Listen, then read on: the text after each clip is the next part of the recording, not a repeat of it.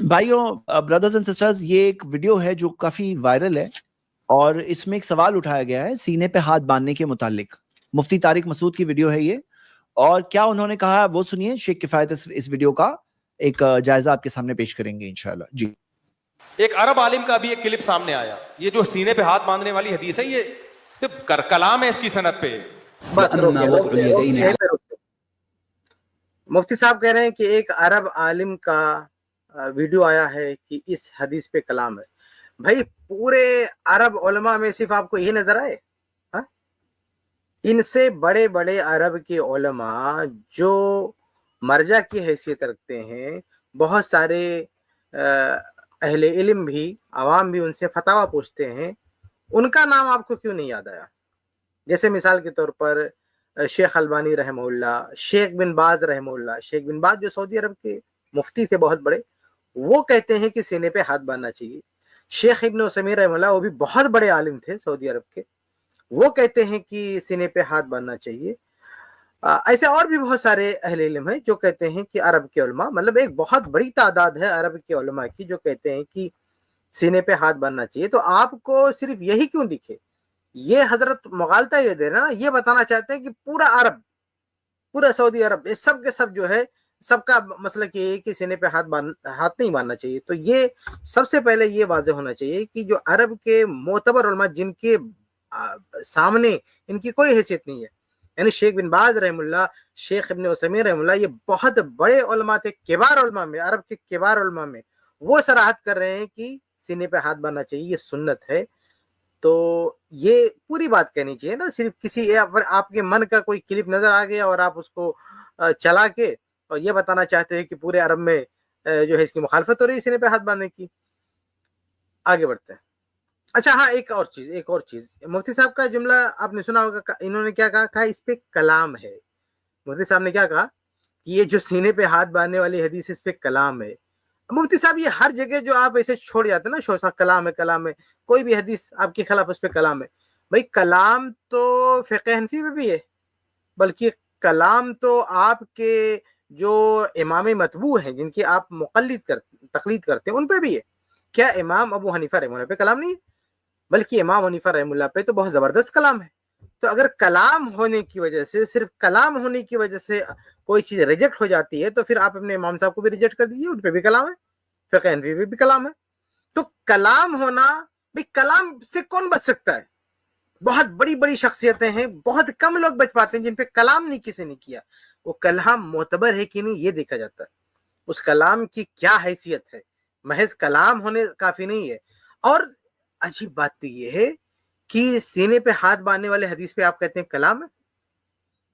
یہاں آپ نے اجماع کی بات نہیں کی، تھوڑا سا پیچھے رہ گئے. بھئی ہمت ہے تو یہاں بھی بولنا چاہیے کہ اس پر کلام ہونے میں اجماع ہے. آپ کو یہاں کلام پسند آ گیا ہے کہ سینے پہ ہاتھ باندھنے والی حدیث پہ کلام ہے. مفتی صاحب، وہ جو ناف کی نیچے والی حدیث ہے نا، اس پہ کلام ہی نہیں، اس کے ضعیف ہونے پر اجماع ہے. سمجھ رہے ہیں؟ ہاں، اب یہاں شرم آتی بولتے ہوئے اجماع. آپ کہہ رہے ہیں سینے پہ ہاتھ باندھنے والی حدیث پہ کلام ہے. ارے بھیا جا کے کتابیں کھول کے دیکھو، جو ناف کے نیچے اب ہاتھ باندھنے والی حدیث ہے، اس پہ صرف کلام ہی نہیں ہے، اس کلام پر اجماع ہے، اتفاق ہے، اور کوئی محدث پیدا نہیں ہوا جس نے اس روایت کو صحیح قرار دیا. امام نووی رحمہ اللہ نے جو ہے شافعی ہیں اور محدث بھی ہیں، رجال کے ماہر بھی ہیں، وہ کہتے ہیں کہ اس کے ضعیف ہونے پر اتفاق ہے. تو سینے پہ ہاتھ باندھنے والی روایت پہ کیا کہتے ہیں؟ بھائی یہ مفتی صاحب کلام ہے. لیکن ناف کے نیچے ہاتھ باندھنے والے حدیث پر جو اجماع ہے، اس کو کون بتائے گا؟ بھائی اس کو بتاؤ نا. اور صرف اس حدیث پر اجماع نہیں ہے، اس حدیث کی سند میں جو پرابلم ہے، جو کمی ہے، اس کمی، جیسے عبد الرحمن بن اسحاق الواسطی ہے سند کے راوی، اس راوی کے ضعیف ہونے پر بھی اجماع ہے، اس پر بھی جو اتفاق ہے. تو یہ آپ کی روایت کی حالت ہے جس کو آپ دلیل بنا کے بیٹھے ہوئے ہیں کہ اس کی روایت کے ضعیف ہونے پر پوری امت کا اجماع ہے، سارے محدثین کا اجماع ہے. جو بالاجماع روایت ضعیف ہے، اس پر آپ کی زبان نہیں کھل رہی ہے، اور وہ روایت کو آپ کہہ رہے ہیں کلام ہے. جو صحیح روایت ہے سینے پہ ہاتھ باندھنے والی، جس کو امام ابن خزیمہ رحمہ اللہ نے صحیح قرار دیا، اور بھی کئی اہل علم نے صحیح قرار دیا، حتیٰ کہ خود حنفی دنیا نے صحیح قرار دیا. اس پر میری پوری مفصل کتاب ہے انوار البدر فی وضع الدین الصدر، اس میں نے حنفی علماء کے حوالے دیے جنہوں نے اس روایت کو صحیح قرار دیا، بلکہ پوری اس بر صغیر کی تاریخ میں ہندوستان پاکستان ملا کے دیکھیں، سب سے پہلے جس نے سینے پہ ہاتھ باندھنے پر کتاب لکھی ہے وہ ایک حنفی عالم ہے، اہل حدیث عالم نہیں ہے. ایک حنفی عالم نے سب سے پہلے دنیا میں کتاب لکھی ہے سینے پہ ہاتھ باندھنے کے تعلق سے. تو سینے پہ ہاتھ باندھنے پر بک جو سب سے پہلے چھپی ہے، لکھی گئی ہے، وہ سب سے پہلے لکھنے والا کوئی اہل حدیث نہیں، وہ حنفی ہے. اس نے اپنے مذہب کو غلط بتانے کے لیے کہ یہ جو ناف کے نیچے ہاتھ باندھا جاتا ہے یہ حدیث کے خلاف ہے، اور حدیث یہ ہے کہ سینے پہ ہاتھ باندھنا چاہیے، اس کو بتانے کے لیے کتاب لکھی. یہ پوری تفصیلات آپ کو میری کتاب میں مل جائے گی، انوار البدر، پی ڈی ایف بھی اپلوڈ ہے، آپ جا کے ڈاؤن لوڈ کر کے پڑھ سکتے ہیں. یہ ساری ڈیٹیل میں نے وہاں پہ دی ہے. آگے چلتے ہیں. وضع اليدين على الصدر فمكروه لا شك فيه والدليل على كراهته. رکتے ہیں. یہ انہوں نے بہت بڑی بات کہی تھی. انہوں نے کہا ہے کہ سینے پہ ہاتھ باندھنا یہ مکروہ ہے، اس میں کوئی شک نہیں ہے. کوئی فقیہ اس طرح کی تعبیر جب استعمال کرتا نا کہ کوئی شک نہیں ہے، تو کوئی متفق علیہ دلیل ہو تب کہا جاتا نا کہ کوئی شک نہیں ہے. تو اصل میں یہ بھی تقلیدی جو ہے موقف ہے، نیچے پہ کیا کہتے ہیں ناف کے نیچے ہاتھ باندھنا تقلیدی موقف ہے. اور یہ صاحب جو ہے اس مسئلے میں مقلد ہے، غالب مقلد ہے، اور اس طرح کی تعبیر استعمال کر رہے ہیں کہ اس کے مکروہ ہونے میں لا شک کا فی، کوئی شک نہیں ہے. یہ بہت بڑا تعصب ہے، بہت بڑی عصبیت ہے. یہ آپ جو ہے جیسے اور لوگ بات کرتے ہیں اس طرح بات کرتے سمجھ میں آتا ہے، لیکن آپ کہتے ہیں کوئی شک نہیں، اس کے مکروہ ہونے میں کوئی شک نہیں ہے. اور اس طرح کی تعبیر فقہی دنیا میں کہیں نہیں ملتی ہے. یعنی فقہی دنیا میں چاہے جو ہے فقہ حنفی ہو، چاہے فقہ مالکی ہو، چاہے فقہ شافعی ہو، فقہ حنبلی ہو، کہیں بھی آپ کو یہ تعبیر نہیں ملے گی کہ یہ مکروہ ہے، اس کے مکروہ ہونے میں کوئی شک نہیں ہے. اب اس کی کیا ہونی چاہیے؟ اتنی بڑی بات جنہوں نے کہی تھی نا لا شک کا فی، اب اس کی دلیل ہونی چاہیے. کہاں سے دلیل ہونی چاہیے؟ یا تو قرآن سے دیں یا تو حدیث سے دیں، دلیل ہونی چاہیے. اب دلیل دیکھیے آگے کیا کہہ رہے ہیں، یعنی اس کے مکروہ ہونے میں کوئی شک نہیں، اس کی دلیل کیا ہے ذرا سنیں. والدليل على كراهته أن الحديث الذي ورد أن النبي صلى الله عليه وسلم كان يضع يمناه على يسراه على صدره أنكره الأئمة كأحمد وغيره. بس یہ کہتے ہیں کہ دلیل کیا ہے سینے پہ ہاتھ باندھنے، دلیل کیوں ہے، دلیل کیا ہے سینے پہ ہاتھ باندھنا مکروہ ہے؟ دلیل کیا ہے؟ اس لیے کہ اس بارے میں جو حدیث آئی ہے ائمہ نے اس کو منکر کہا ہے، یعنی اس پہ جو مفتی صاحب نے کہا نا کلام کیا ہے.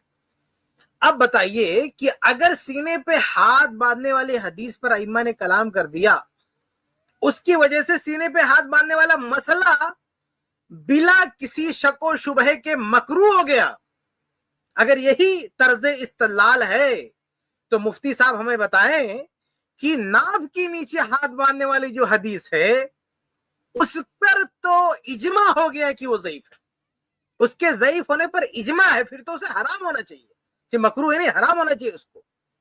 آپ سینے پہ ہاتھ باندھنے والی حدیث کے بارے میں کہہ رہے ہیں کہ چونکہ اس روایت پر ائمہ کا کلام ہے اس لیے یہ عمل مکروہ ہے، تو پھر اس عمل کو وہ عمل کیوں نہیں مکروہ ہے جس کے تعلق سے جو حدیثیں یہ کلام ہی نہیں بلکہ اجماع ہے. تو یہ جو حنبلی طرز استدلال ہے ان کا، یہ جو چاہے یہ حنفی مقلد ہو چاہے حنبلی مقلد ہو، یہ دونوں جو ایک طرح کی بات کر رہے ہیں نا، ان دونوں سے میرا سوال ہے کہ سینے پہ ہاتھ باندھنے والی حدیث پر اگر ائمہ نے کلام کر دیا تو وہ مسئلہ ہی مکروہ ہو گیا، تو ناف کے نیچے ہاتھ باندھنے والی حدیث پر کلام ہی نہیں اجماع ہے ائمہ نب کا، اسے کتنا مکروہ ہونا چاہیے آپ لوگ سوچ کے بتائیں. آگے بڑھتے ہیں. وعلى فرض تسليم صحة الحديث وقبوله فنقول إن المراد بالصدر هنا ما قابل الظهر وليس المراد بالصدر ما قابل البطن، فيكون المراد بالصدر أي ما دون الصدر، ولذلك وردت عن السلف كراهية وضع اليدين على الصدر. یہاں پہ یہ تعویل کر رہے ہیں، کہہ رہے ہیں کہ اگر ہم اس حدیث کو صحیح بھی مان لیں تو وہ تھوڑا سا پیٹ کے اوپر کا جو حصہ ہے وہ مراد ہوگا، وہ اصل جو ہے سینہ مراد نہیں ہوگا. اگر یہ مان لیں کہ وہ حدیث صحیح ہے تو اس کی تعویل کریں گے. ارے بھیا تعویل کرنے کے لیے کوئی دلیل چاہیے نا. آپ صدر کا ایک مفہوم متعین کر رہے ہیں کہ یہ نہیں یہ مراد ہے، تو اس کی تخصیص یا تعیین یا تحدید کرنے کے لیے آپ کے پاس کیا دلیل ہے؟ کون سی قرآن کی نص ہے، کون سی اللہ کے رسول صلی اللہ علیہ وسلم کی نص ہے جس کی بنیاد پر آپ کسی کی جو ہے تعویل کریں گے کہ یہ نہیں یہ مراد ہے. تو ایک لفظ جو صریح ہے, ایسا نہیں کہ اجمال ہے, اس میں کسی طرح کی پیچیدگی ہے. علی الصدر, حدیث میں علی الصدر پوری صراحت کے ساتھ آیا ہوا ہے. حدیث میں وارد صریح الفاظ کی تعویل, صریح الفاظ کی کوئی مطلب جو ہے مجمل بات نہیں ہے, صریح بات کی آپ تعویل کریں. اس تعویل کے حق میں آپ کے پاس کیا دلیل ہے وہ ہونی چاہیے. تو یہ مقلدین کی دنیا کوئی روایت لے کر آئے, صحیح روایت, جو جس سے اس کی, جس کو بنیاد بنا کر کہیں کہ ہم اس کی تعویل کرتے ہیں. آگے بڑھتے ہیں. وضع اليدين على الصدر قالوا لأن الذي يصلي وقد وضع يديه على صدره هي صلاة اليهود. بس یہ بڑی خطرناک, بہت ہی زہریلی بات, اور یہ حقیقت میں یہ تقلیدی گند ہے. یہ اس طرح کی بات کرنا کہ وہ یہود کی نماز ہے, سینے پہ ہاتھ باندھنا کیا ہے, یہود, صلاۃ الیہود یہود کی نماز ہے. یعنی یہود لوگ اس طرح سے, یہودی اس طرح سے نماز پڑھتے ہیں. تو مفتی صاحب آپ کیا کیجیے, آپ بیٹھ کے نماز پڑھیے. یہودی کھڑے ہو کے نماز پڑھتے ہیں, آپ بیٹھ جائیے, آپ کھڑے ہی مت ہوئیے. اگر کوئی عمل حدیث سے ثابت ہو رہا ہے, اس جیسا عمل کوئی اور کر رہا تو اس کے کرنے کی وجہ سے چھوڑ دیں گے. یہ جو حدیث ہے سنن ابی داؤد میں, من تشبہ بقوم فہو منہم, جس نے کسی قوم کی مشابہت اختیار کی وہ انہی میں سے. اس کا کیا مطلب؟ اس کا مطلب ہے کہ جو آپ کے دین میں نہ ہو, جو آپ کو نہ سکھایا گیا ہو, آپ دوسروں کا کلچر اڈاپٹ کر رہے ہیں اور دوسروں کی باتیں کاپی کر رہے ہیں, تو یہ آپ ان کے ساتھ آپ کا تشبہ ہو رہا ہے. لیکن جو باتیں نبی نے بتا دی, جیسے داڑھی چھوڑ دو, اللہ کے رسول صلی اللہ علیہ وسلم کی حدیث ہے, اب آپ کہیں کہ نہیں یہودی بھی ایسے داڑھی چھوڑ دیتے ہیں, یہ یہودیوں کا طرز عمل ہے, اس کو ہم نہیں مانیں گے. اللہ کے نبی صلی اللہ علیہ وسلم نے کہا کہ دائیں ہاتھ کو استعمال کرو, دائیں ہاتھ سے کھانا کھاؤ. یہودی بھی دائیں ہاتھ سے کھانا کھاتا ہے. اب آپ کیا کہ بائیں ہاتھ سے کھانا کھائیں گے؟ ہاں, آپ بائیں ہاتھ سے کھانا کھائیں گے؟ بھئی اللہ کے نبی صلی اللہ علیہ وسلم نے کہا ہے کہ بائیں ہاتھ سے گندگی صاف کرو, پیشاب پیخانے کا مسئلہ ہے, وہاں پہ بائیں ہاتھ استعمال کرو. یہودی بھی بائیں ہاتھ استعمال کرتا ہے, آپ دائیں ہاتھ استعمال کریں گے؟ کیجئے دائیں ہاتھ استعمال. یہ کون سا طرز استدلال ہے بھائی کہ اگر کوئی یہودی کام کر رہا ہے تو وہ غلط ہو جائے گا, ہم اس کی کاپی نہیں کر سکتے, ہم وہ کر ہی نہیں کر سکتے. بھائی آپ جب اللہ اس کے رسول نے کسی چیز کا حکم دیا تو پوری دنیا کرے. اسلام کا سب سے بڑا دشمن وہ کام کرے, اس سے کوئی فرق پڑنے والا نہیں. بات اپنی جگہ پر صحیح, مثال کو تو ایک سچی بات ہے. اب سچی بات کوئی اور بھی کہہ دے تو کیا آپ اس کو جھوٹ کہہ دو گے, اس کو چھوڑ دو گے؟ یہ کون سی منطق ہے بھائی کہ یہودی لوگ ایسے ہاتھ باندھے اس لیے وہ غلط ہے؟ یہودی ایک ہاتھ سے مسافہ بھی کرتا ہے, یہودی دائیں ہاتھ سے کھانا کھاتا ہے, یہودی بائیں ہاتھ سے گندگی صاف کرتا ہے. تو یہ سارے بات آپ الٹ دیں گے, یہودی کھڑے ہو کے نماز پڑھتا ہے, بیٹھ کے نماز پڑھیں گے. تو یہ کوئی استدلال نہیں ہے, کوئی بات نہیں ہوئی کہ یہودی ایسا کرتے ہیں اس لیے جو ہے ہم نہیں کریں گے. آگے بڑھتے ہیں. فالسنة أن يكون دون الصدر وأكمل السنة أن يكون تحت السرة. اس لیے میرے بھائی جو صدیوں سے متواتر متداول, بس رکھتے ہیں. انہوں نے کہا کہ سنت یہ ہے, مطلب بہتر یہ ہے کہ تحت السرہ, ناف کے نیچے جو ہے ہاتھ باندھا جائے. کہاں دلیل اس کی بھائی؟ سینے پہ ہاتھ باندھنے والی پر تو آپ نے کلام کہہ دیا, اس کو لاؤ اور کہا نا امت نے اجماع کیا ہے. الا فی اتفاق, اس کی حدیث کے ضعیف ہونے پر اتفاق ہے, یہ بتائیے نا. تو جس حدیث کے ضعیف ہونے پر اتفاق ہے اس کو پیش کرنے کی بھی ہمت نہیں ہے, اور اس کو, اور جس روایت پر صرف کلام ہے اور اختلاف ہے, مختلف ہی ہے, اور محدثین نے تصحیح کی ہے, جو مستند محدث ابن خزیمہ رحمہ اللہ نے اس کی تصحیح کی ہے, کئی اہل علم نے اس کی تصحیح کی ہے, اس میں اگر کسی نے کلام کر دیا تو یہ مسئلہ مکروہ ہو گیا. تو جس حدیث پر امت نے اجماع کیا ہے اسے مکروہ سے آگے بڑھ کر ہونا چاہیے, لیکن وہ آپ لوگ کیوں نہیں کہہ رہے, یہ سمجھ سے باہر ہے. آگے بڑھتے ہیں. مفتی صاحب کیا تعلیق چڑھا رہے ہیں؟ اس لیے میرے بھائی جو صدیوں سے متواتر متداول مذاہب چلے آ رہے ہیں, انہی میں سے کسی ایک کو فالو. دیکھیے یہ بات ختم ہو گئی. البتہ یہاں پہ ایک اور چیز کی وضاحت میں جوڑ دوں, وہ یہ کہ امام احمد رحم اللہ کے حوالے سے جو یہ نقل ہے بات کتابوں میں کہ وہ سینے پہ ہاتھ باندھنے کے خلاف تھے, تو حقیقت میں یہ بات نقل ہوئی ہے, لیکن یاد رہے کہ امام احمد رحم اللہ سے کئی باتیں ان کے مذہب میں نقل ہوئی ہیں. ان میں سے ایک بات کیا ہے, سینے پہ ہاتھ باندھنا بھی ہے. چنانچہ ابن رجب حنبلی رحمہ اللہ کی جو کتاب ہے فتح الباری صحیح بخاری کی شرح میں, اس میں امام ابن رجب حنبلی جو حنبلی ہیں, حنبلی عالم, انہوں نے سینے پہ ہاتھ باندھنے کا ایک قول امام احمد رحمہ اللہ کی طرف منسوب کیا ہے کہ یہ بھی ایک روایت ہے امام احمد رحمہ اللہ سے, اور بلکہ خود جو ہے بعض حنفی ائمہ نے بھی امام احمد رحمہ اللہ کی طرف یہ قول منسوب کیا ہے کہ سینے پہ ہاتھ باندھنا ان سے ان کی طرف جو ہے ان سے منقول ہے. یہ تفصیلات آپ کو میری کتاب میں مل جائے گی. تو امام احمد رحمہ اللہ کے حوالے سے جو یہ بات ملتی ہے نا کہ وہ سینے پہ ہاتھ باندھنے کے خلاف تھے, تو اس قول کے ساتھ ایک روایت کی طرف حوالہ ملتا ہے. روایت کی طرف حوالہ کیا کہ ایک روایت ہے کہ اللہ کے نبی صلی اللہ علیہ وسلم نے نہا عن تکفیر, اللہ کے وسلم نے تکفیر سے منع کیا. تو اس انداز کی جو روایت ہے نا, ایسی کوئی روایت جو ہے صحیح سند سے موجود نہیں ہے. اس لیے اگر کسی ضعیف روایت پر غیر ثابت روایت پر کسی مسئلے کی بنیاد ہو تو اس کی کوئی حیثیت باقی نہیں رہتی. تو پہلی بات یہ کہ وہ روایت جس پر بنیاد بنا کے امام محمد رحمہ اللہ کا قول نقل کیا جاتا ہے, جس قول کی جو بنیاد ہے وہ بنیاد کا کوئی عطا پتہ نہیں ہے, ایسی کوئی صحیح روایت پائی نہیں جاتی ہے.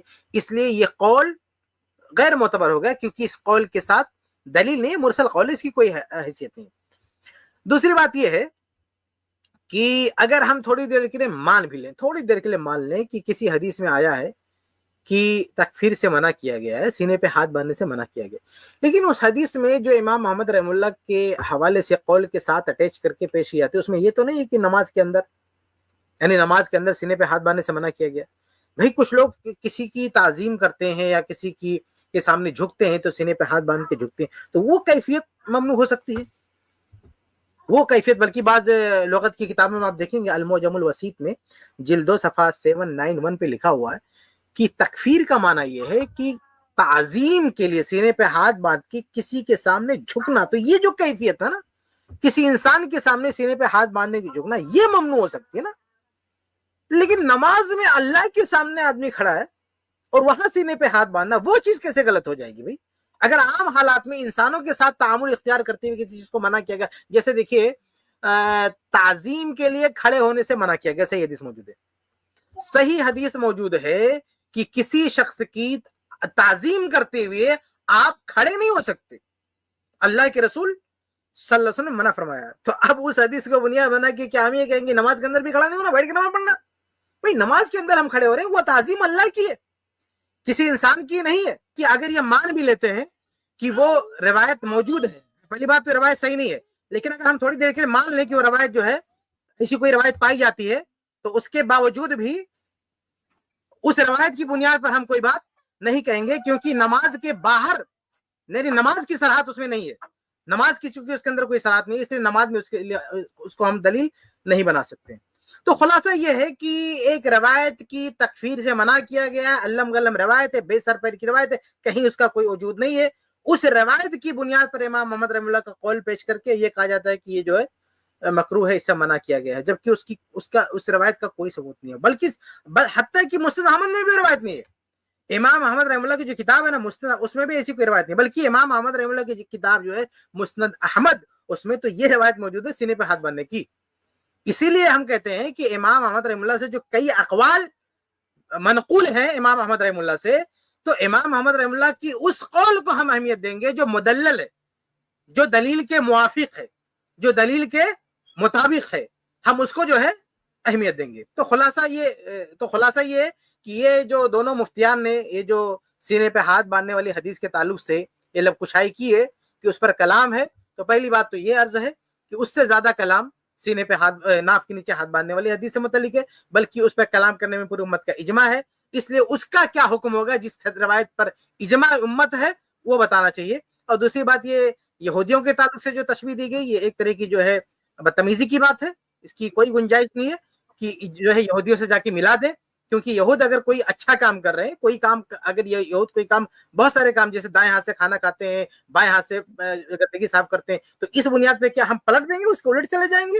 یہود کھڑے ہو کے نماز پڑھتے تھے کہ ہم بیٹھ کے نماز پڑھنا شروع کر دیں گے؟ تو یہود اگر کوئی کام کرتے ہیں تو ان سے جوڑ کے ہمارے کوئی اچھے کام کو ان سے جوڑ دینا کہ وہ ایسا کرتے ہیں ہم نہیں کریں گے, تو یہ بات جو ہے غلط ہے. اور تیسری بات یہ کہ اس حوالے سے جو روایت بنیاد بنا کے جو ہے سینے پہ ہاتھ باندھنے والے عمل کا مذاق اڑایا جاتا ہے, اس روایت کا کوئی سر پیر نہیں ہے, اس کی کوئی سند موجود نہیں ہے اور وہ صحیح روایت نہیں ہے. اس لیے اس روایت کی بنیاد پر ہم ایسی کوئی بات نہیں کہہ سکتے. اللہ تعالی ہم سب کو صحیح فہم, صحیح سمجھ عطا فرمائے, آمین. جی, جو ریفرنس سورس شیخ نے ذکر کیا ہے, جو خاص انوار البدر نام کی کتاب ہے, اسی مسئلے پر ہے, اور جس میں شیخ نے سارے دلائل کا جائزہ دیا ہے ایک چیز اور بتایا ہے. چھوٹ گئی, یہ جو جس کا جس کا کلپ انہوں نے چلایا نا مفتی طارق مسعود صاحب نے, ان کی اس کلپ کی وجہ سے پوری عربی میں ایک کتاب لکھی گئی ہے. میں نے بھیجا ہے گروپ میں, زید بھائی اس کو دکھا سکتے ہیں, اس کا ٹائٹل پورا اس پر عربی میں باقاعدہ پوری کتاب ان کے خلاف لکھی گئی ہے. تو اگر کسی اور تقریباً میرے خیال سے شاید 200 پیج کی کتاب ہے, میرے پاس ہے وہ کتاب, تو عربی میں کتاب ہے وہ, تو وہ کتاب بھی پڑھنا چاہیے. یعنی وہ باقاعدہ یہ دیکھیے یہ پوری کتاب ہے, یہ ان پر جنہوں نے کہا نا کہ یہود ایسا نما پڑھتے ہیں, مفتی صاحب نے جن کو کوٹ کیا ان کے رد میں عربی میں کتاب آ چکی ہے. اب مفتی صاحب, مفتی طارق مسعود صاحب اور جن کا انہوں نے حوالہ, یہ دونوں مل کے اس کا جواب لکھے, بتائیں. تو اس کلپ کے رد میں, اس بات کے رد میں یہ پوری کتاب جو ہے لکھی گئی ہے, اور اس کو, اور وہ بھی عربی میں ہے. یہ عربی کا حوالہ ہے نا, عربی عالم نے کہا, یہ عربی عالم ہی نے جو ہے ان پر جو ہے یہ ہے یہ عربی ہی میں یہ کتاب لکھی گئی ہے. ہاں, چونکہ ان کا کلام عربی میں تھا تو عربی میں یہ کتاب لکھی گئی اور پوری تفصیل کے ساتھ یہ کتاب ہے, ان پر رد کیا گیا. تو یہ کتاب بھی جو حضرت جو لوگ بھی اس کلپ کا حوالہ دینا تو ان کے سامنے اس کتاب کا حوالہ دینا چاہیے. جی جزاک اللہ خیر. تو یہاں پہ دیکھیے میرے بھائی اور بہنیں, بات یہ ہے کہ جو ثابت ہے ہم سب کریں گے, کیونکہ نماز تو روز پڑھ رہے ہیں, دن میں 5 بار پڑھ رہے ہیں, اور ہم سب کو چیک کرنا چاہیے کیا ثابت ہے کیا نہیں ثابت ہے. تو اگر دلائل کی روشنی میں ایک تعصب کے بغیر صرف حق اور صحیح بات جاننے کے لیے اگر ایک انسان دیکھے گا تو اس کو پتا چلے گا کہ سینے پہ ہاتھ باندھنے کی جو حدیثیں ہیں وہ ثابت ہے, وہ کنفرمڈ ہے, اور اس کا پروف موجود ہے. آپ شیخ کفایت کی کتاب کو ریفر کریں. اگر آپ کنفیوز ہو اس مسئلے پہ تو ضرور ریفر کریے, آپ کے سامنے بات واضح ہو جائے گی.